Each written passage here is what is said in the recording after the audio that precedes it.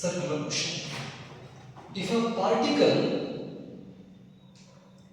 move in a straight line, this is called a straight line motion. ಇದಕ್ಕೆ ನಾವು ಏನಂತ ಹೇಳ್ತೀವಿ? Straight line motion ಅಂತ ಕರೀತೀವಿ. Straight line motion, linear motion, one dimensional motion, right?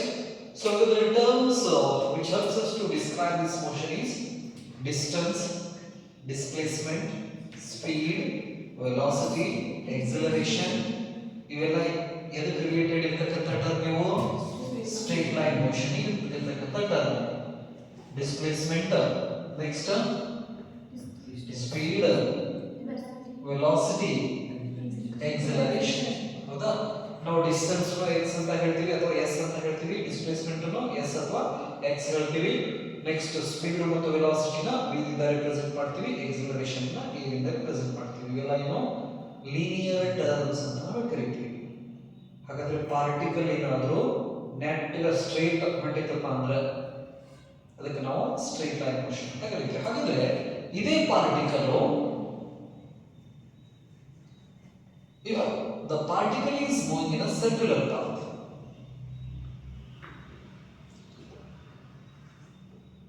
So ಹಾಗಾದ್ರೆ particle ಯಾವ path ಅಲ್ಲಿ ಮೂವ್ ಆಗಬೇಕದ? ಸರ್ಕ್ಯುಲರ್ ಪಾತ್ ಅಲ್ಲಿ ಮೂವ್ ಆಗಬೇಕಂತಂದ್ರೆ ಅದಕ್ಕೆ ನಾವು ಅಂತ ಮೋಷನ್ ಅಂತ ಕರಿತೀವಿ, ಸರ್ಕ್ಯುಲರ್ ಮೋಷನ್ ಅಂತ ಕರಿತೀವಿ. So circular motion is nothing but what? A particle move in a circular path is called circular motions.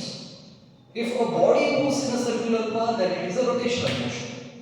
So ಹಾಗಾದ್ರೆ ಇದು ಒಂದು ಸಣ್ಣ ಪಾರ್ಟಿಕಲ್ ಏನಾಗ್ತಾ ಇದೆ ಸರ್ಕ್ಯುಲರ್ ಪಾತ್ ಅಲ್ಲಿ ಮೂವ್ ಆಗ್ತಾ ಇದೆ. ಹಾಗಾಗಿ ಇದಕ್ಕೆ ನಾವು ಸರ್ಕ್ಯುಲರ್ ಮೋಷನ್ ಅಂತ ಕರಿತೀವಿ. A group of particles is nothing but what? A body or an object. ಹೌದಾ? ಇಂಥದ್ದು ಪಾರ್ಟಿಕಲ್ಸ್ ಒಂದು ಗ್ರೂಪ್ ಮಾಡಿದ್ನಪ್ಪ ಅಂದ್ರೆ ನಮ್ಗೆ ಏನ್ ಸಿಗ್ತದೆ? ಒಂದು ಆಬ್ಜೆಕ್ಟ್ ಸಿಗ್ತದೆ. ಹೌದಾ? ಒಂದು ಬಾಡಿ ಸಿಗ್ತದೆ. ಆ ಬಾಡಿನ ಹಿಂಗೆ ತಿರುಗಿಸಕತ್ನಪ್ಪ ಅಂದ್ರೆ ಅವಾಗ ಅದಕ್ಕೆ ನಾವು ಏನಂತ ಕರಿತೀವಿ? ರೊಟೇಷನಲ್ ಮೋಷನ್ ಅಂತ ಕರಿತೀವಿ. For example, earth revolving around the sun. ಯಾವ ಮೋಷನ್?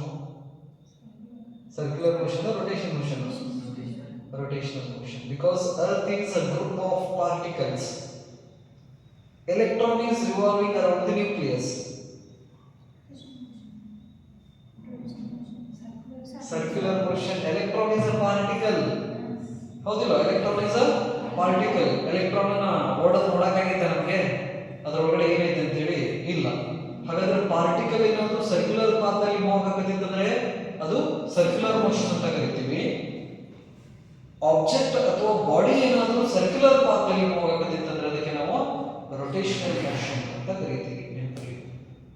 ಕರಿಬೇಕಾದ್ರೆ ಈಗ ಫ್ಯಾನ್ ತಿರುಗಾಕತೈತಿ, ಇದು circular motion, rotational motion? Rotational motion. ಯಾಕಂದ್ರೆ ಆ ಫ್ಯಾನ್ ಬ್ಲೇಡ್ಸ್ ಒಂದೇ ಪಾರ್ಟಿಕಲ್ ಇಲ್ಲ, ಗ್ರೂಪ್ ಆಫ್ ಪಾರ್ಟಿಕಲ್ಸ್ ಐತಿ. ಈಗ ಇದ ಚಾಪಿಸಿಗೆ ನಾನು ದಾರ ಕಟ್ಟಿ ತಿರುಗಿಸಕತ್ತೀಪ ಅಂತ ಹೇಳಿದ್ರೆ ಸಣ್ಣ ಸರ್ಕಲ್ದಲ್ಲಿ ನಾವು ತಿರುಗಿಸಕತ್ತೀಪ ಅಂದ್ರೆ ರೊಟೇಷನಲ್ ಮೋಷನ್. ದೊಡ್ಡ ಸರ್ಕಲ್ದಲ್ಲಿ ನಾವು ತಿರುಗಿಸಕತ್ತೀಪ ಅಂದ್ರೆ ಅವಾಗ ಒಂದು ಸರ್ಕಲ್ ಡಿಸ್ಟೆನ್ಸ್ ಇದರದ ಸೈಜ್ ನ ಕಂಪೇರ್ ಮಾಡಿದ್ರೆ ಇದರ ಸೈಜ್ ಬಹಳ ಕಡಿಮೆ ಬಂತಂದ್ರೆ ಅವಾಗ ಇದನ್ನ ಏನಂತ ಕನ್ಸಿಡರ್ ಮಾಡಬಹುದು? ನಾವು ಪಾರ್ಟಿಕಲ್ ಅಂತ ಕನ್ಸಿಡರ್ ಮಾಡಬಹುದು. ಅವಾಗ ಅದನ್ನ ಸರ್ಕ್ಯುಲರ್ ಮೋಷನ್ ಅಂತ ನಾವು ಕರಿತೀವಿ. ಸೊ ಅದು ಚಲಿಸತಕ್ಕಂತಹ ದೂರ ಅದರ ಸೈಜ್ ನ ಕಂಪೇರ್ ಮಾಡಿದಾಗ ಆ ಚಲಿಸೋ ದೂರ ಜಾಸ್ತಿಯಾಗಿ ಅದರ ಸೈಜ್ ಕಡಿಮೆ ಬಂತಪ್ಪ ಅಂದ್ರೆ ಅವಾಗ ನಾವು ಇದನ್ನ ಪಾರ್ಟಿಕಲ್ ಅಂತ ಕನ್ಸಿಡರ್ ಮಾಡಬಹುದು.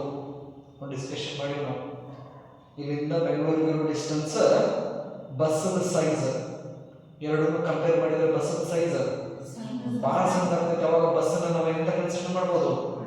ಪಾಯಿಂಟ್ ಅಂತ, ಪಾರ್ಟಿಕಲ್ ಅಂತ ಕನ್ಸಿಡರ್ ಮಾಡಬಹುದು. ನೆನಪಲ್ಲಿ ಒಂದಿಷ್ಟು ಐಡಿಯಾಸ್ ಗೊತ್ತಿಲ್ಲ. ಸರಿ, ಹಾಗಾದ್ರೆ if this particle is moving in a circular path means it takes some time to complete one rotation. That is called time period ಅಂತ ನಾವು ಕರೀತೀವಿ. ಹಾಗಾದ್ರೆ ಈ ವಸ್ತು ಸರ್ಕ್ಯುಲರ್ ಪಾತ್ ದಲ್ಲಿ ತಿರುಗಾಕತೈತಿ ಅಂದ್ರೆ ಈ ಪೊಸಿಷನ್ಸ್ ಅನ್ನ ಬಿಟ್ಟು ಒಂದು ರೌಂಡ್ ಹೊಡೆದು ಮತ್ತು ಅದರ್ ಪೊಸಿಷನ್ಸ್ ಗೆ ಬರಬೇಕಂದ್ರೆ ಅದು ಟೈಮ್ ಅನ್ನು ತಗೋತೈತಿ. ಅದಕ್ಕೆ ನಾವೇನಂತ ಕರಿತೀವಿ? ಟೈಮ್ ಪೀರಿಯಡ್ ಅಂತ ನಾವು ಕರಿತೀವಿ.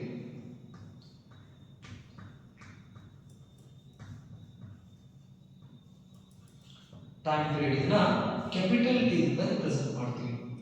ಸೊ ಹಾಗಾದ್ರೆ time period is nothing but what, that is the time taken by the particles to complete one circle.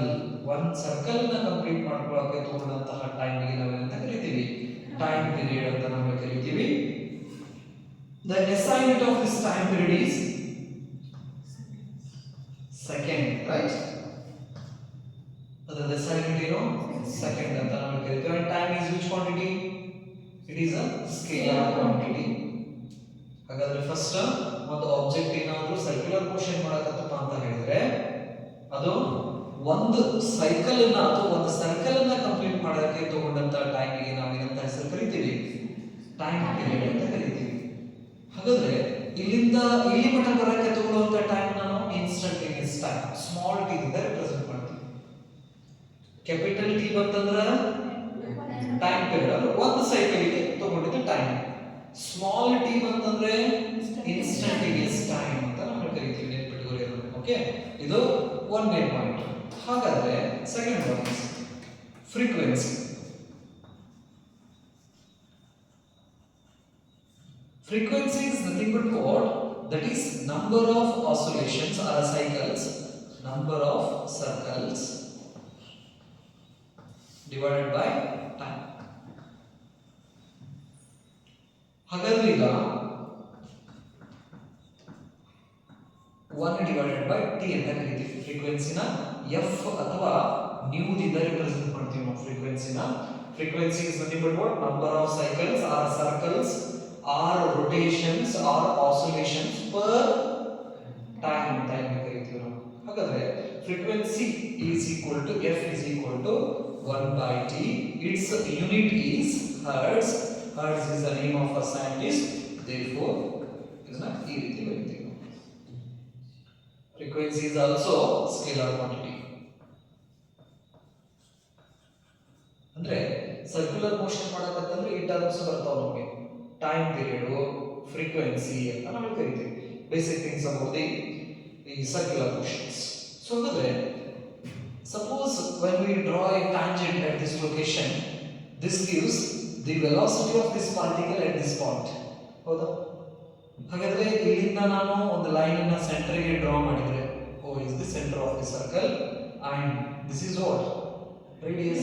R stands for radius. ನಾನು ನೋಡಿದಾಗ ಇಲ್ಲಿದ್ದ ಸ್ವಲ್ಪ ಹೊತ್ತಾದ್ಮೇಲೆ ಅಂದ್ರೆ ಇನ್ a time t seconds this object move from here to here. ಇಲ್ಲಿ ಬಂತ ತಿಳ್ಕೊಳ್ಳಿ, ಇಲ್ಲಿಂದ ಇಲ್ಲಿ ಮಟ್ಟ ಎಷ್ಟು ಟೈಮ್ ದಲ್ಲಿ? t time. So ಹಾಗಾದ್ರೆ this t is equal to instantaneous time.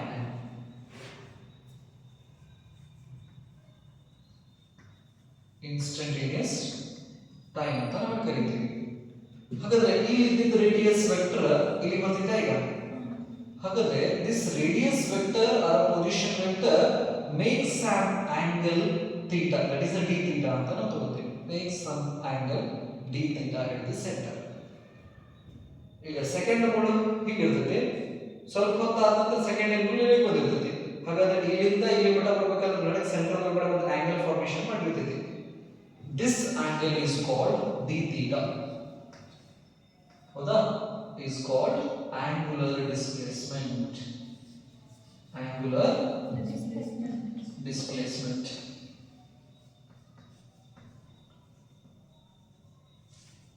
Angular displacement. ಇಲ್ಲಿ ಒಂದೇದು ಟೈಮ್ ಪೀರಿಯಡ್ ಬಂತು, ಫ್ರೀಕ್ವೆನ್ಸಿ ಬಂತು, ಮೂರನೇ ಟರ್ಮ್ ಏನು angular displacement ಅಂತ ಕರೀತೀವಿ. ಈ angular displacement ಅನ್ನು ನಾವು d theta ಅಂತ ನಾವು ಹೇಳ್ತೀವಿ, r theta ಕೂಡ ಅಂತ ನಾವು ಕರೀತೀವಿ. ನೆನಪಿರಲಿ, theta stands for what? Angular displacement. So if I consider a small displacement on this circumference of the circle, ಈಗ ಆಬ್ಜೆಕ್ಟ್ ಇಲ್ಲಿಂದ ಇಲ್ಲಿ ಮಟ್ಟ ಬಂದಪ್ಪ ಅಂತ ಹೇಳಿದ್ರೆ ಈ a ಪಾಯಿಂಟ್ ಇಂದ b ಪಾಯಿಂಟ್, ಹೌದಾ? ಹಾಗಾದ್ರೆ a ದಿಂದ b ಇರತಕ್ಕಂತ ಈ ಡಿಸ್ಟೆನ್ಸ್ ನಮಗೆ ಸರ್ಕ್ಯುಲರ್ ಪಾತ್ ಕಂಡು ಕಾಣಿಸುತ್ತೆ, ಸ್ಟ್ರೈಟ್ ಲೈನ್ ಕಂಡು ಕಾಣಿಸುತ್ತೆ? ಸ್ಟ್ರೈಟ್ ಲೈನ್ ಅಲ್ಲ. ಹಾಗಾದ್ರೆ on the circumference of the circle the particle is having a straight line motion, but at the center it is making some angles. At this center we have circular terms ಅಂತ ಕರೀತೀವಿ. Centre ಒಳಗಡೆ angle formation ಮಾಡಕತ್ತಿತ್ತು ಅದು. ಅಂದ್ರೆ ಒಂದು object circular motion ಮಾಡಕತ್ತಿತ್ತಂದ್ರೆ ಅಲ್ಲಿ linear motion term ಇರ್ತಾವೋ, circular motion terms ಬರ್ತಾವ ನೆನಪಿಡಿ. ಸರ್ಕಂಫರೆನ್ಸ್ ಹೋದ್ರೆ for small displacement we can have a linear terms. ಅದೇ ನಾವು ಸೆಂಟರಿಗೆ ಹೋದ್ರಪ್ಪ ಅಂದ್ರೆ ಆಂಗುಲರ್ ಟರ್ಮ್ಸ್ ಸ್ಟಾರ್ಟ್ ಆಗ್ತಾವೆ ನೆನಪಲ್ಲಿ, ರೈಟ್. ಅದರಲ್ಲಿ ಮೊದಲನೇದು ಆಂಗುಲರ್ ಡಿಸ್ಪ್ಲೇಸ್ಮೆಂಟ್ ಅಂತ ಕರೀತೀವಿ. ಆಂಗುಲರ್ ಡಿಸ್ಪ್ಲೇಸ್ಮೆಂಟ್ ಅನ್ನ ಥೀಟಾ ಅಥವಾ ಡಿ ಥೀಟಾ ಅಂತ ರೆಪ್ರೆಸೆಂಟ್ ಮಾಡ್ತೀವಿ. So in the fundamental quantities we have two supplementary quantities in that we have plane angle. ಹೌದಾ? ಈಗ ನಾನು ಈ ಟ್ರಯಾಂಗಲ್ ನ ತಗೋತೀನಿ. ಇಲ್ಲಿಂದ A ಪಾಯಿಂಟ್, ಇದು B ಪಾಯಿಂಟ್. ಇಲ್ಲಿಂದ ಇಲ್ಲಿ ಮಟ್ಟ ಎಷ್ಟು ಡಿಸ್ಪ್ಲೇಸ್ ಆಯ್ತು? This is a dx. Small displacement ಅಲ್ಲ. ಅಂದ್ರೆ ಈಗ ಒಂದು ಸರ್ಕಲ್ ಇದೆ, ನಿಮಗೆ ಸರ್ಕ್ಯುಲರ್ ಪಾತ್ ಅಲ್ಲಿ ಮೂವ್ ಆಗ್ತಾ ಇದೆ ವರ್ಟಿಕಲ್, ಅದರ ಸೆಂಟರ್ ಇದೆ. ಪಾರ್ಟಿಕಲ್ ಇಲ್ಲಿಂದ ಜಸ್ಟ್ ಇಲ್ಲಿಗೆ, ಇಲ್ಲಿಂದ ಇಲ್ಲಿ ಮೂವ್ ಆಗಿದೆ. ಹಾಗಾದ್ರೆ ನೋಡ್ರಿ, ಸ್ಟ್ರೈಟ್ ಲೈನ್ ಕಾಣಿಸ್ತದೋ ಸರ್ಕಲ್ ಕಾಣಿಸ್ತದೋ? ಸ್ಟ್ರೈಟ್ ಲೈನ್ ಕಾಣಿಸ್ತದೆ ನಮಗೆ. ಹಾಗಾಗಿ ಇದು ಎಷ್ಟು ಡಿಸ್ಪ್ಲೇಸ್ಮೆಂಟ್ ಆಯ್ತು? dx ಡಿಸ್ಪ್ಲೇಸ್ಮೆಂಟ್ ಆಯ್ತು. ಎಷ್ಟು ಆಂಗಲ್ ಸರಿದಿಲ್ಲಿ? d ಥೀಟಾ ಆಂಗಲ್ ಸರಿತು. ಇವುಗಳ ಮಧ್ಯೆ ಇರತಕ್ಕಂತ ರೇಡಿಯಸ್ ಎಷ್ಟು? ಹಾಗಾದ್ರೆ a plane angle is equal to arc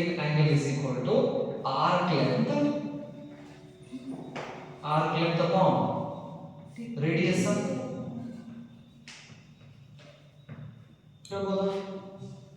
arc length upon radius. So ಹಾಗಾದ್ರೆ plane angle ಅಂದ್ರೆ ಇಲ್ಲಿ d theta is equal to arc length ಅಂದ್ರೆ dx, radius ಬರೀಬೋದಾ?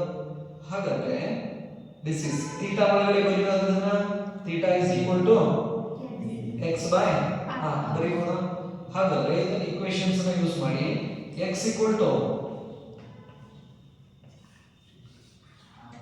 r theta ಬರೀಬೋದಾ? ಹಾಗಾದ್ರೆ x stands for linear displacement, r is radius and theta is angular displacement. Angular displacement. Angular displacement. Sorry. So ಹಾಗಾದ್ರೆ plane angle ಇದ್ದ unit ಏನು ಬರೀತೀರಾ? Radian. The angle of plane, the unit of plane angle is radian. So ಹಾಗಾಗಿ angular displacement ಅದು ಕೂಡ unit ಏನು ಬರ್ತದೆ ನಮಗೆ? Radian ಬರ್ತದೆ. ಥೀಟಾ ದ ಯೂನಿಟ್ ಏನು? Radian. And this angular quantity, angular displacement is a vector quantity. ಈ angular displacement ಅನ್ನೋದು ಯಾವ ಕ್ವಾಂಟಿಟಿ? ವೆಕ್ಟರ್ ಕ್ವಾಂಟಿಟಿ ಅಂತ ನಾವು ಕರೀತೀವಿ. ಹಾಗಾದ್ರೆ in order to get the direction of vector quantity, ಈ ವೆಕ್ಟರ್ ಕ್ವಾಂಟಿಟಿ ಇಂದ ಈ ಈಕ್ವೇಷನ್ ಏನಿದೆಯಲ್ಲ theta is equal to x by r, this equation gives the magnitude. ಈ ಈಕ್ವೇಷನ್ ನಮಗೆ ಏನನ್ನ ಕೊಡ್ತೈತಿ? ಮ್ಯಾಗ್ನಿಟ್ಯೂಡ್ ಅನ್ನು ಕೊಡ್ತೈತಿ. ಯಾಕಂದ್ರೆ ವೆಕ್ಟರ್ ಕ್ವಾಂಟಿಟಿ ಅಂದ್ರೆ ಏನೇನು ಬರಬೇಕು? ಮ್ಯಾಗ್ನಿಟ್ಯೂಡ್ ಬರಬೇಕು, ಡೈರೆಕ್ಷನ್ ಬರಬೇಕು. ಸೊ ಹಾಗಾಗಿ theta is equal to x upon r ಅನ್ನೋದು ನಮಗೆ ಮ್ಯಾಗ್ನಿಟ್ಯೂಡ್ ಅನ್ನು ಕೊಟ್ರೆ we use a right hand rule to get the direction. ಹಾಗಾದ್ರೆ ಡೈರೆಕ್ಷನ್ಸ್ ಗೆ ನಾವು ಏನು ಮಾಡ್ತೀವಿ? direction we use right hand rule. Right hand rule. ಹೌದಾ? ಈ ರೈಟ್ ಹ್ಯಾಂಡ್ ರೂಲ್ ಅನ್ನು ನಾವು ಏನು ಮಾಡ್ತೀವಿ? ಯೂಸ್ ಮಾಡ್ತೀವಿ. ಹೆಂಗಂದ್ರೆ ಈಗ r ಹಿಂಗಿದೆ, x ಡಿಸ್ಪ್ಲೇಸ್ಮೆಂಟ್ ಹಿಂಗ ಆಗ್ತಾ ಇದೆ. ಇಲ್ಲಿಂದ ಹಿಂಗ್ ಬೆಂಡ್ ಅನ್ನ ನಾವು ಬೆಂಡ್ ಮಾಡಿದಪ್ಪ ಅಂದ್ರೆ ಹೆಬ್ಬೆಟ್ ಯಾವ ಕಡೆ ತೋರಿಸ್ತಾ ಇದೆ? ಔಟ್ವರ್ಡ್. ಹಾಗಾದ್ರೆ ಈ ಪ್ಲೇನ್ ಆಂಗಲ್ ಅಥವಾ angular displacement of the direction ಯಾವ ಕಡೆ ಇರ್ತೈತಿ? ಔಟ್ವರ್ಡ್ ಇರ್ತೈತಿ, ರೈಟ್. ಹಾಗಾಗಿ ರೈಟ್ ಹ್ಯಾಂಡ್ ಅನ್ನು ನಾವು ಯೂಸ್ ಮಾಡ್ತೀವಿ. ಬರ್ಕೊಂಡು ಹೋಗ್ತೀರಾ? ಬರ್ಕೊಂಡು ಹೋಗ್ಬೇಕು. ಇದು ಫಸ್ಟ್ ಟರ್ಮ್ ಯಾವುದು? Angular displacement. And x equal to r theta gives the relation between angular displacement and linear displacement. ಇಲ್ಲಿ x ಅಂದ್ರೆ linear displacement, theta ಅಂದ್ರೆ ಆಂಗ್ಯುಲರ್ ಡಿಸ್ಪ್ಲೇಸ್ಮೆಂಟ್. ಹಾಗಾಗಿ ಲೀನಿಯರ್ ಕ್ವಾಂಟಿಟಿ ಮತ್ತು ಆಂಗ್ಯುಲರ್ ಕ್ವಾಂಟಿಟಿ ಮಧ್ಯೆ ಇರತಕ್ಕಂತ ರಿಲೇಶನ್ ಇದು.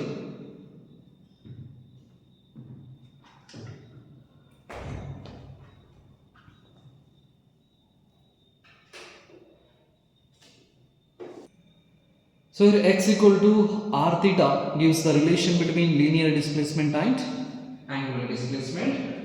The angular displacement is nothing but what? That is the angle made by the particle at the center of the circle.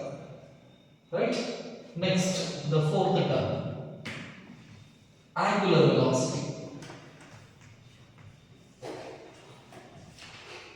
Angular velocity. So angular velocity is represented by omega. Angular velocity ನಾವು omega ದಿಂದ represent ಮಾಡ್ತೀವಿ. So ಹಾಗಾದ್ರೆ we have the expression of linear velocity. Linear velocity is equal to linear displacement divided by time. ಹೌದಾ?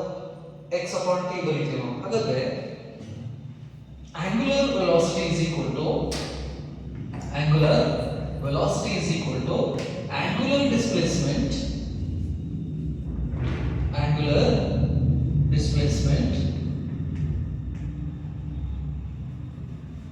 divided by time.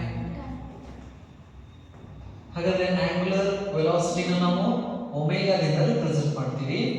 Next angular displacement ಅನ್ನ theta ದಿಂದ represent ಮಾಡ್ತೀವಿ.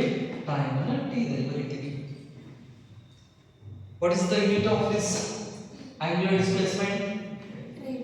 Radian. Time ಅದ second. So ಹಾಗಾಗಿ radian per second is the unit of angular velocity.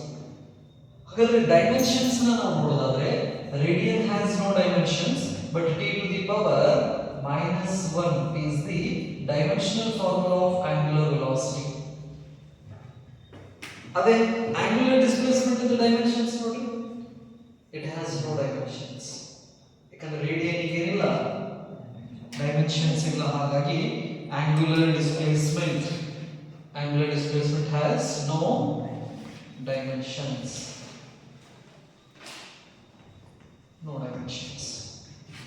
It is a dimensionless variable physical quantity. ಯಾವುದು?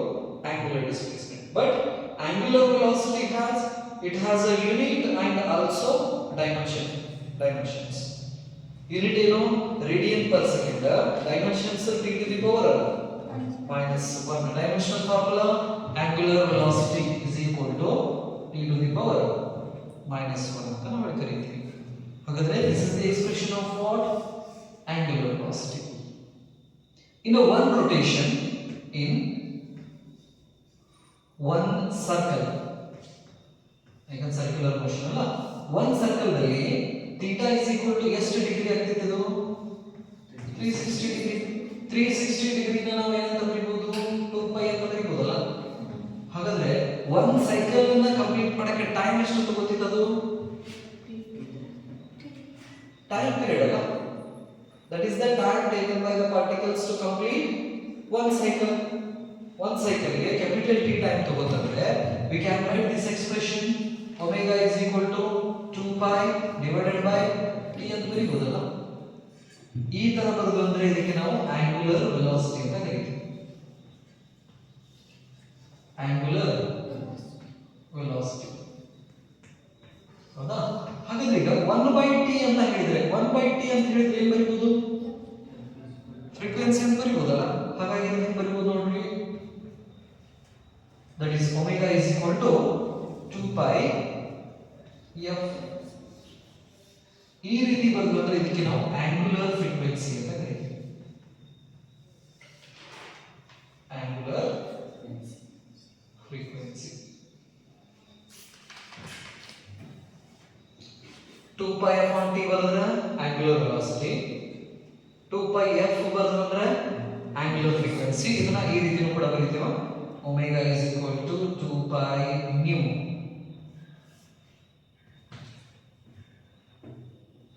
ಹಾಗಾದ್ರೆ what is the unit of angular frequency? omega the unit ಏನು? SI unit radian per second. This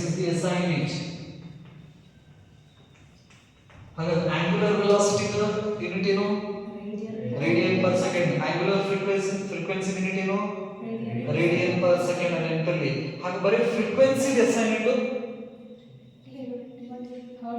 hertz ನೆನಪಿಟ್ಕೋಬೇಕಾ? ಯಾಕಂದ್ರೆ ಆ unit ಮೇಲ್ಗಡೆನೆ ಅದು ಫ್ರೀಕ್ವೆನ್ಸಿನ ಅಥವಾ angular frequency ಅನ್ನೋದನ್ನ ನಾವು ಹೇಳ್ತೀವಿ. Frequency unit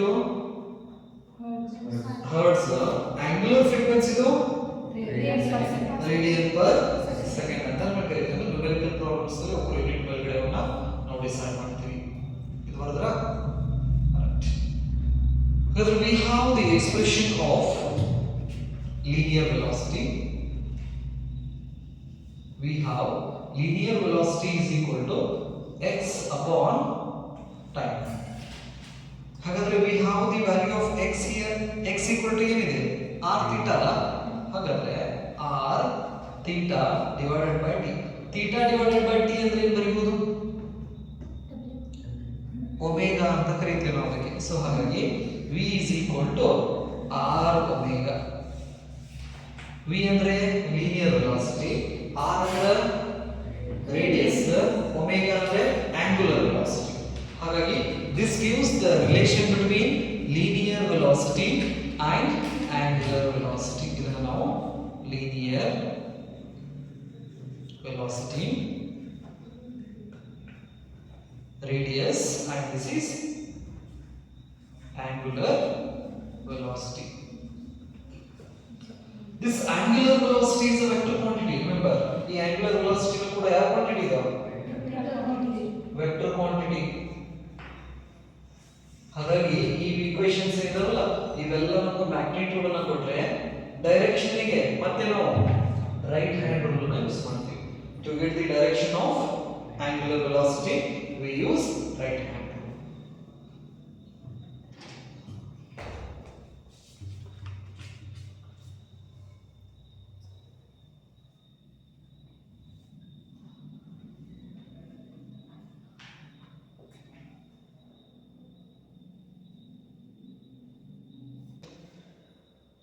Next term is angular acceleration.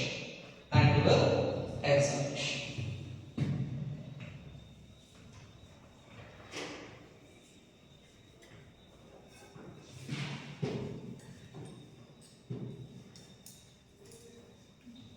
Angular acceleration. So the angular acceleration is represented by alpha. Angular acceleration is ನಾವು ಇದರಿಂದ represent ಮಾಡ್ತೀವಿ, alpha ಅಂತ represent ಮಾಡ್ತೀವಿ, right? So ಹಾಗಾದ್ರೆ angular velocity ಇಲ್ಲಿ ಬಂದ್ರೆ ನಾವು initial angular velocity ನ omega I ದಿಂದ represent ಮಾಡ್ತೀವಿ. Where omega I stands for what? Initial angular velocity. omega f ಬಂತಂದ್ರೆ final angular velocity. ಇನ್ನೊಂದು ಸ್ಟಾಪ್ ಹೋಗಿ ಅದರ ಕೆಳಗಡೆ ಸ್ವಲ್ಪ ಜಾಗ ಮಾಡಿ. omega I ಅಂದ್ರೆ initial angular velocity, omega f ಅಂದ್ರೆ final angular velocity.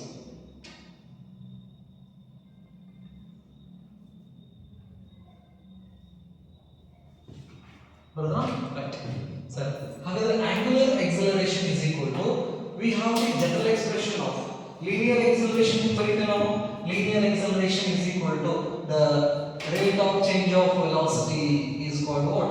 Linear acceleration. A is equal to final velocity minus initial velocity divided by time ಅಂತ ಹೇಳ್ತೀವಿ.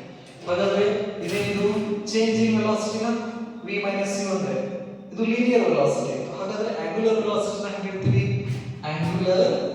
That is angular acceleration is equal to change in angular velocity divided by change in angular velocity divided by time. ಹಾಗಾದ್ರೆ ಇದನ್ನ alpha ಅಂತ ತಗೋತೀವಿ ನಾವು. Alpha is equal to change in angular velocity ಅಂದ್ರೆ omega f minus omega I divided by t. What is the unit of angular velocity? Radian per second divided by time second. ಹಾಗಾದ್ರೆ unit ಏನಾಯ್ತು? radian per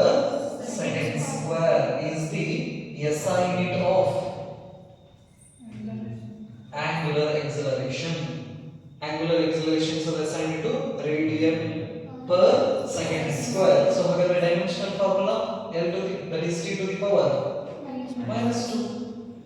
Dimensional equation alpha is equal to t to the power minus 2 ಅಂತ ನಾವು ಕರೀತೀವಿ.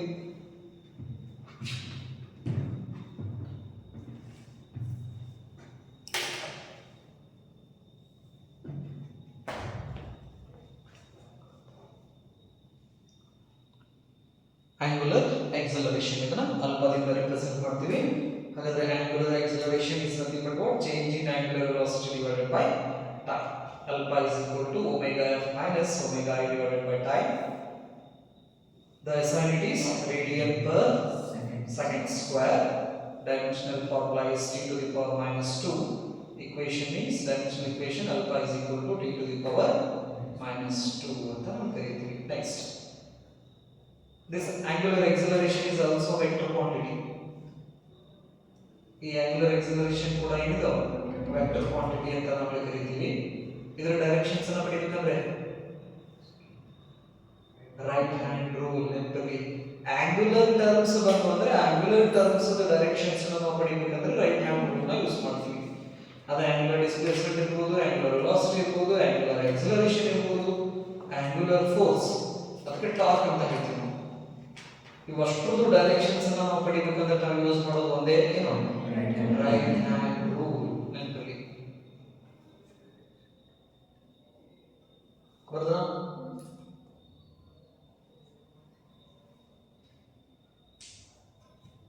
ಇದನ್ನ ನಾವು dw divided by dt ಕೂಡ ಅಂತ ನಾವು ಬರೀತೀವಿ. alpha is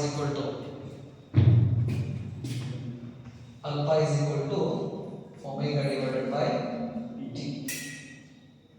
Right, so ಹಾಗಾದ್ರೆ we have acceleration, linear acceleration is equal to the change in velocity. ಹೌದಾ? dv upon dt ಅಂತ ನಾವು ಬರೀತೀವಿ ಅಥವಾ v upon t ಅಂತ ಬರೀತೀವಿ. acceleration is equal to v upon t ಅಂತ ಬರ್ತದೆ. ಈಗ v ವ್ಯಾಲ್ಯೂ ಗೊತ್ತಿದೆ ನಮಗೆ, v is equal to r omega. ಹಾಗಾದ್ರೆ ಇಲ್ಲಿ ಇದೆಲ್ಲ ಇದನ್ನ ನಾವು d omega upon dt ತಗೊಂಡ್ಬಿಟ್ವಿ. ಚೇಂಜ್ ಅಲ್ಲ, change in angular velocity with respect to time. So ಹಾಗಾದ್ರೆ this is equal to a is equal to d upon dt. What is the value of v? r omega ಅಲ್ಲ, r omega. ಹಾಗಾದ್ರೆ ಇಲ್ಲಿ circular motions ನಲ್ಲಿ radius ಏನಾದರೂ change ಆಗ್ತಾ ಇದೆ ಆಗತ್ತಿಲ್ಲ, ಹಾಗಾಗಿ constant ಬರುತ್ತೆ. a is equal to r d omega upon dt. d omega upon dt ಅಂದ್ರೆ ಏನು ಬರೀಬಹುದು? ಅಲ್ಫಾ ಅಂತ ಬರೀಬಹುದಲ್ಲ. ಹಾಗಾದ್ರೆ a is equal to r alpha. ಹಾಗಾದ್ರೆ a ಅಂದ್ರೆ this is linear acceleration, r ಅಂದ್ರೆ radius, alpha ಅಂದ್ರೆ angular acceleration.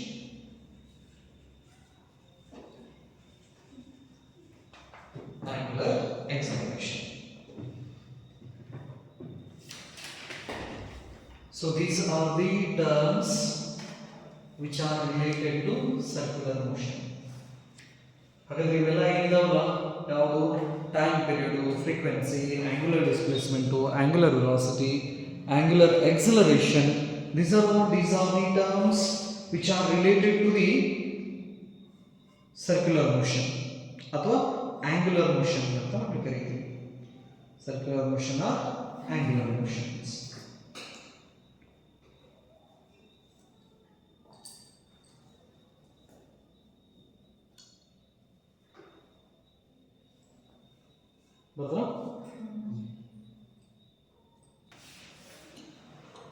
So these are the terms which are related to the circular motion. The first one is time period. Time period is nothing but what? That is the time taken by the particles to complete one cycle. Time period is represented by capital T. Its SI unit is second. Time is a scalar quantity. Next, the frequency is nothing but what? Number of cycles per unit time is called a frequency, or number of circles per second is called what? Frequency. The SI unit of frequency is hertz. Its formula F is equal to 1 by T, or nu idruna nu anta karithivi. Nu is equal to 1 by T. SI unit you know hertz. It is also scalar quantity, remember. Next, the third one is angular displacement. That is angle made by the particle at the center of the circle is called what? Angular displacement.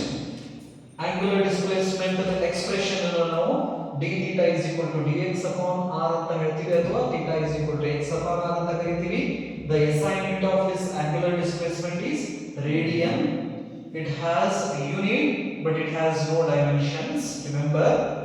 Next, the angular displacement is a vector quantity. To get the direction of this, we use right hand rule. Next, the relation between linear displacement and angular displacement is x equal to r theta. X equal to linear displacement to r radius of theta ಅಂದ್ರೆ angular displacement. Next, the term is angular velocity. Angular velocity is represented by omega. The expression angular displacement divided by time is equal to angular velocity. W is equal to d theta upon time ಅಂತ ಕರೀತೀವಿ. The SI unit is radian per second. Dimensional formula t to the power 1. Dimensional equation omega is equal to t to the power minus 1.